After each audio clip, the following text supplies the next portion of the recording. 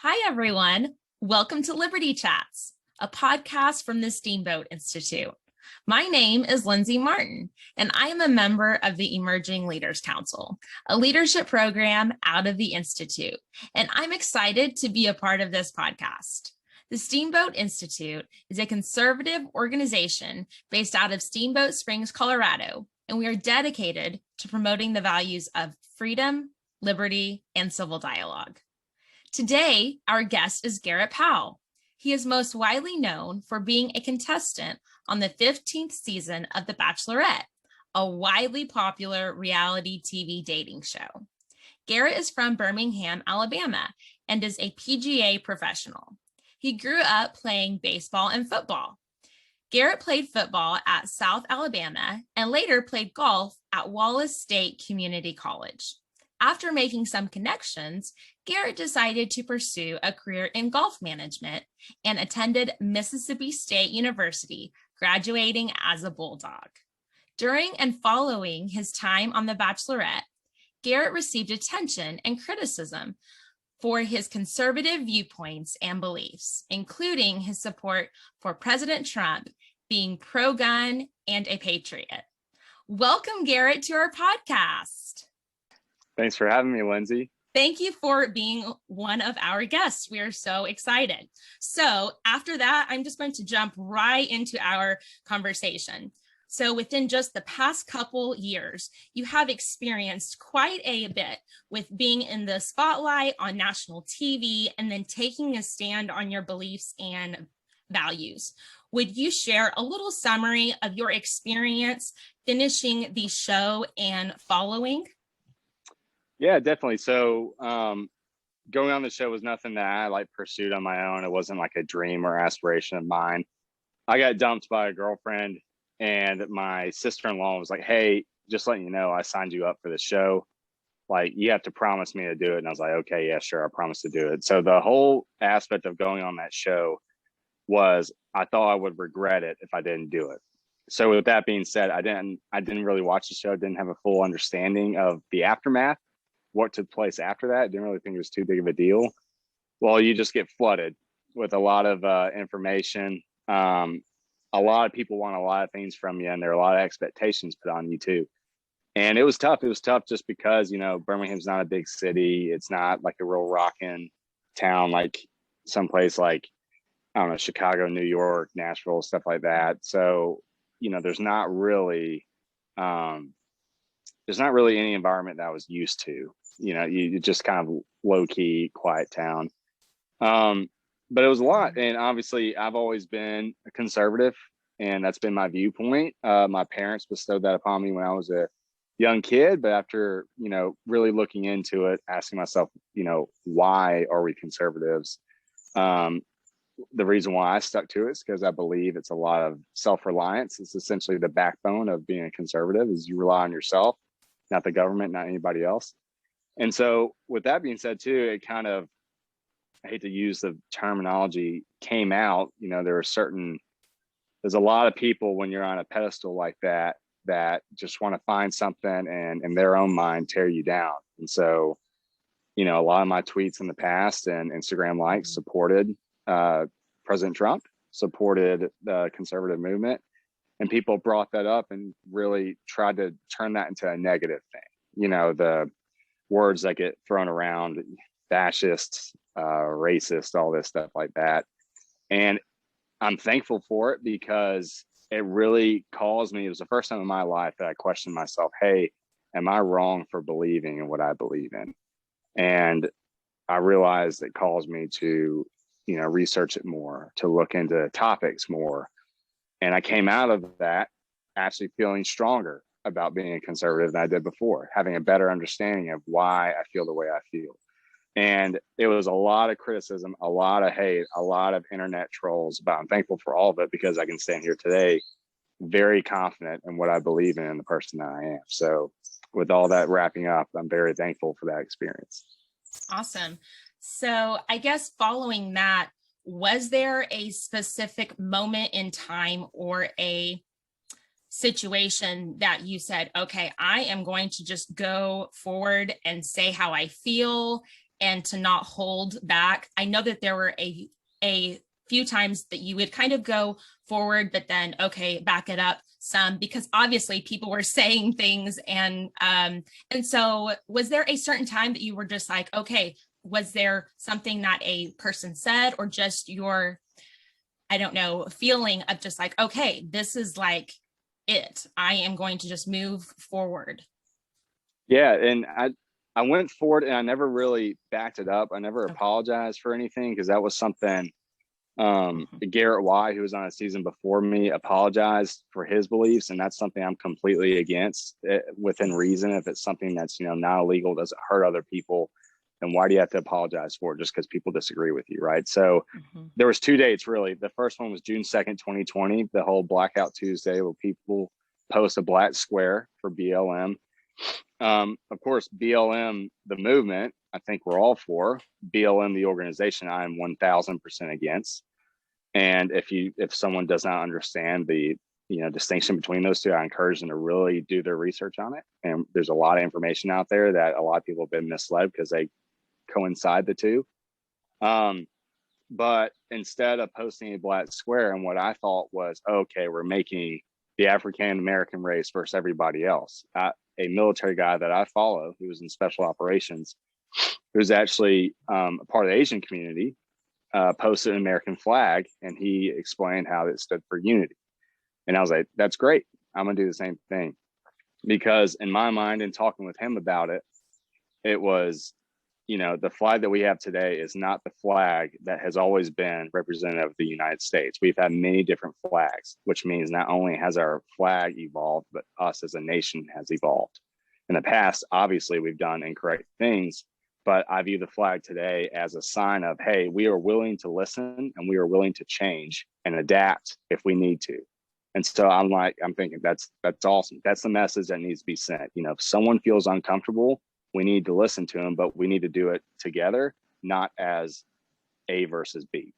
And so I posted that, and oh boy, there's like 2,000 comments on the photo of people just saying, you're a racist, you have no sympathy, stuff like that. And that was the first like, oh, wait, what moment? Because in my mind, as an American, I've never experienced a time where people look at the flag and say that flag is racist, right? And I think it's as a result of a big media push and a lot of people being manipulated. But that was the time where I really asked myself, hey, like, who am I really, and what do I really believe, and why am I really a conservative? The next moment was really July 4th / July 5th of the same year last year. I posted a picture of me in front of an American flag banner holding my 300 Blackout pistol. And, someone in the comments said something like, oh, I bet he uses that to kill black people. And I was like, you know what? I'm done. I'm sending it. So the next day I posted a picture in front of an American flag with an American flag tied around my neck, holding a Trump flag and holding a Bud Light. And that was the point where I was just like, I looked back at the picture I posted with the gun, and I was like, there is absolutely nothing wrong with that. Nothing. And I realized that. And I realized that comment came from someone who has a lack of understanding of what I believe. And I should not feel bad just because that person feels bad about themselves and feels the need to bring me down with that comment. And so that's when I was like, I'm standing, and if this is the sword I die on, this is the sword I die on. And it was a hard thing to do because, the previous year I was able to have a secondary income through Instagram and through the posts and working with brands. And it was my understanding up until that point, before I really experienced it, that a lot of brands won't want to work with you, especially if you associate yourself with Donald Trump.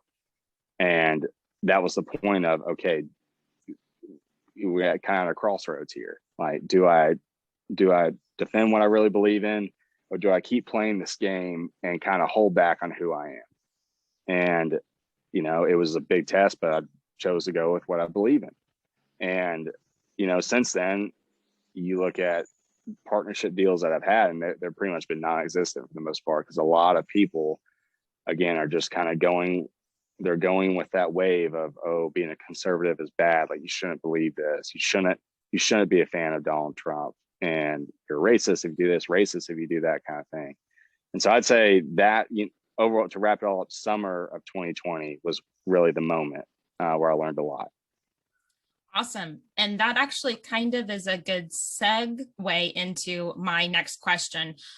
So other former people who have been on the show have stayed silent and haven't been vocal about where they stand on different issues. And there are definitely, more who are being vocal slowly. But why do you think this? Why do you think that they are being silent? You have two views of it. One view is that they say that, people come to their page to get out of politics and get out of real life to experience something like that. And I completely agree with that. And that was one of the reasons why I stayed out of it for a while. There's another aspect of is that they have an image to uphold, and they know their image and likeness is not going to be favorable, at least compared to what it used to be, with some people, not most, just some. If they do come out and say, hey, like, I am a conservative, I do support President Trump, stuff like that. And so, and the reason why I guess I came out with it, it's funny how you have to phrase it as I came out as a conservative, but that's the way it is, was because, again, I felt there was a void of people, especially in this leftist industry, of, oh, I'm too scared to say something. And I was like, I noticed, I try to check messages from people on Instagram as much as I can within reason. And there was a lot of people that were like, hey, thank you for saying this, because I'm scared to say this. And I feel like I'm the only one who feels this way, but you made me feel like I'm not alone feeling this way. Thank you. And I was like, wait a minute, a lot of people are kind of in the same boat where they feel like they can't express their beliefs. Mm-hmm. That was one reason. Another reason was because of the ridicule. And I feel like cancel culture in general, if you let people try to cancel you and you apologize for stuff that you did, even though being a conservative is nothing to apologize for, then they're going to get their way, and people are going to continue just to kind of fall off and not defend what they believe in. And as soon as people started ridiculing me and like being very rude based on my beliefs, that motivated me even more to say, you know what, the average person is going to step down. So let's be somebody who won't step down and will actually defend this and explain this to people. And those are my two reasons for it. But you just feel like people are very, very worried about their image in this industry. And so they're too scared to really come out and say anything. I'd say that's the biggest reason. Awesome. Yeah, it is just crazy that whether it's the flag or just normal things, it's like, why are we being criticized for those things? So you actually go right into my next question perfectly. Is a phrase that we've been hearing a lot this past year, especially last year, is cancel culture. So I thought I would look up the Webster dictionary meaning of it. And it is the practice or tendency of engaging in mass canceling as a way of expressing and exerting social pressure. And it is the way of saying that since you took an unpopular stand on some type of topic and you have offended people, that we do not agree with your views and we're writing you off and considering you an outcast. So my question is, how have you experienced this? And you've already explained that, but in what ways has it affected your view as far as what do you see your platform being, especially on social media? Yeah, so I've experienced it in many ways, frankly. I've experienced it to where it was my fault, where I responded in a bad situation to a fan. Really, it was a fake account, and people were just waiting for me to say something like that. And I've also been canceled from just being a Trump supporter. And you know, it's a really tough thing to go through. It's really just like, I don't know. So with the Trump stuff at first, I thought it was like a big deal. These people were like, name calling, stuff like that. And people at that time in my life and the understanding that I had and kind of the immaturity that I had with Instagram and having a profile, I got very concerned with like people unfollowing, because it's kind of like what I like to tell people is like when you get off the show, you're not experiencing something like that. You experience fame and it tends to be like a drug. You tend to crave it a little bit and you always have to kind of push it away. There's always a part of you that craves it. And so my difficulty with trying to be canceled for being a Trump supporter was people would unfollow and people would like say all these mean things. And I would think, oh, well, like, I need these people to follow me. I need these people to like me. When in reality, it doesn't matter. It just flat out does not matter. Your beliefs are more important than someone that you don't even know that could be in their mom's basement just posting mean things on a photo. But really, I feel like if you stay strong with your beliefs and you are confident in why you believe in what you believe in, the focus will then drift away from, oh, all these people really care about what I think. And it will go back towards, no, I'm Garrett Powell. I'm a conservative.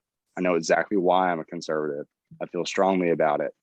And these people are going to think whatever they want to think. My job is not to persuade them to swap sides. My job is to defend the way I feel and the way that I know other people feel. And, sometimes with cancel culture, people are like, oh, how do we stop it? Well, you stop it by stop apologizing whenever people try to cancel you. They automatically want to say, oh, well, you should improve this because you feel this way. And it's like, no. Like, why should I apologize for loving the flag, loving the nation, loving the president that we had? There's nothing to apologize for. But if you keep apologizing for stuff you shouldn't apologize for, it gives people that feeling of power and that they can try to control you. But if you show them that they won't control you or persuade your beliefs, then that's how you stop it. Yeah. So over this past year, you've started to do a weekly question time. You usually do it on Thursdays, I think, where you let people ask you questions. And you do not hold back from being open and clear and like answering questions from all sorts of people on a variety of different issues. So have you seen anything shift from, obviously, from the time that you lost a lot of people following you? Do you see your following now being something that I guess I would say matches what you are trying to share? How have those questions been? Yeah, they've been good. And again, it's not only from a politics policy standpoint, but from a mental health standpoint too. I went through, again, it was a result of me saying something very incorrect on a comment, responding to a comment last fall, which made me look at myself and analyze, hey, like, I'm not right. I need to fix myself. And I need to get back on the track and get back to the person I know I am. And so I feel like, again, from a politics and mental health standpoint, a lot of people are not open about it. And it's all relates back to this image that people try to have on social media. And I feel like people appreciate an honest person that even has different beliefs in them than they do a fake person with the same beliefs. So I try to be as open and honest on there as I can. But I've actually noticed over time, the more and more I do that, the more positive questions that come from it, the more positive DMs that come from it saying, hey, thanks for saying this, like, you helped me. And that's what I feed off of, especially the mental health stuff, because that's tough to share. And that's really tough. It was really tough at first because, just being a dude in his 20s, I have a big ego and I understand that. But it's kind of getting over that wall of my ego and just letting loose and sharing whatever. It helped me, and I hope it's helped other people too, but also from a politics standpoint. It's if people ask me exactly what I think about a situation, I'm going to be open and honest about it. There was a time where I was afraid to do that, and now it's these Thursday Q&As help me too. They don't just help people, they help me be more confident in what I believe in, who I am too. So it's everyone that's asked me a question, you're doing me a favor too. So thanks. Awesome. And so you are saying that you want all of the positive Because I feel like that more comments are probably negative than they are positive.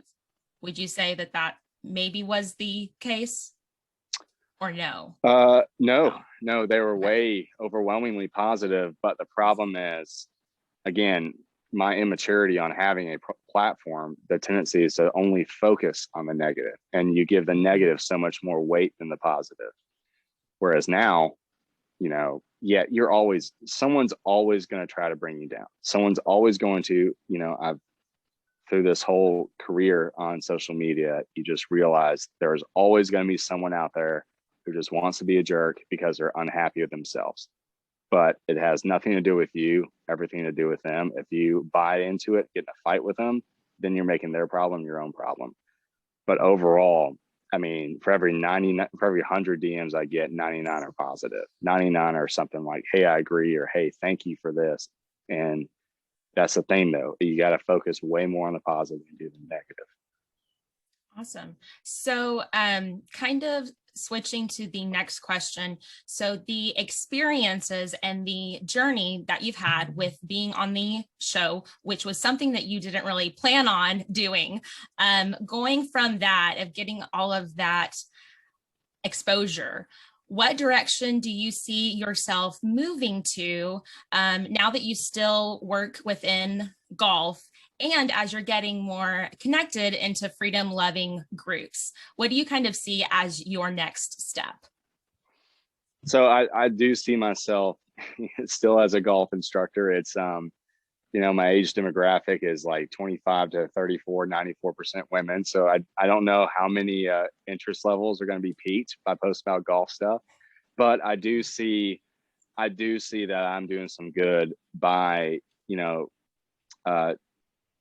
defending being a conservative, going, I guess, explaining why I feel the things I feel, why I, disagree or agree with some things that are going on now. I think it helps give people an understanding, because not enough people in my neck of the woods, as far as the Bachelor reality TV scene, there's not a lot of people doing that.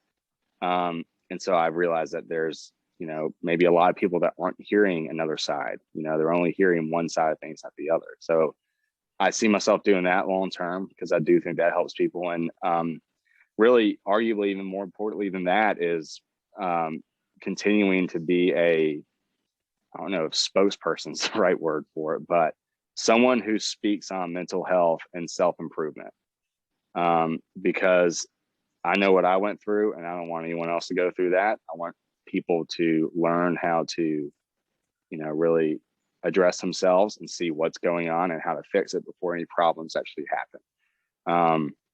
But if they happen to be going through like a dark place, I want them to be reassured that, hey, I was there.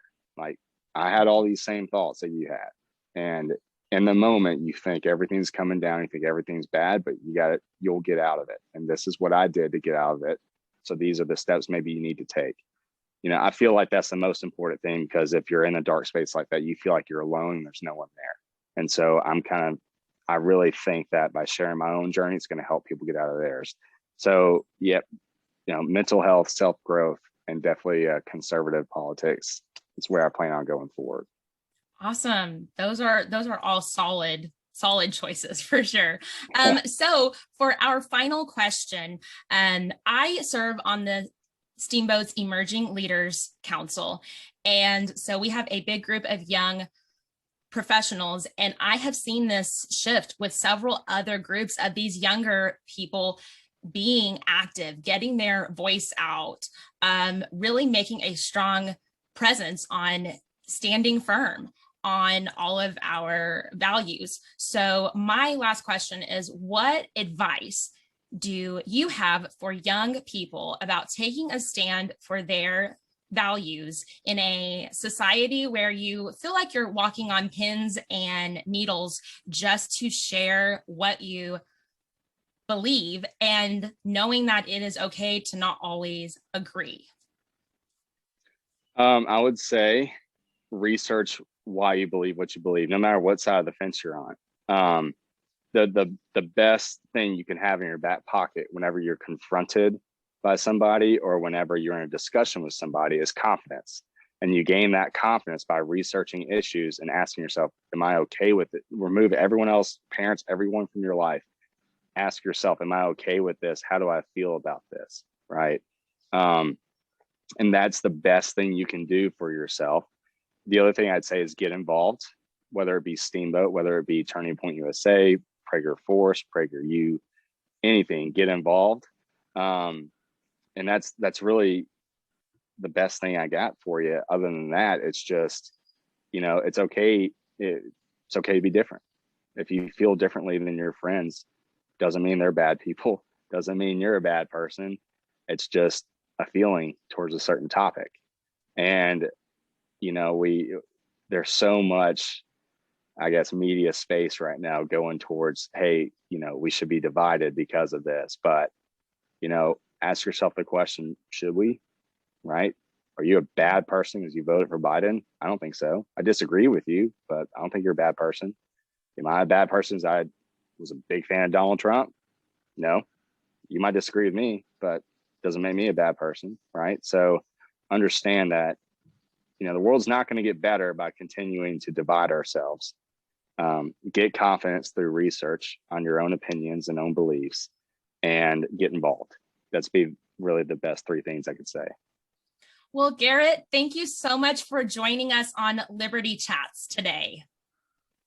Thanks for having me. Really appreciate it. Thank you so much. And to our listeners, if you have enjoyed our chat today, please share and subscribe to our podcast on iTunes, Spotify, and on our website. See you next time.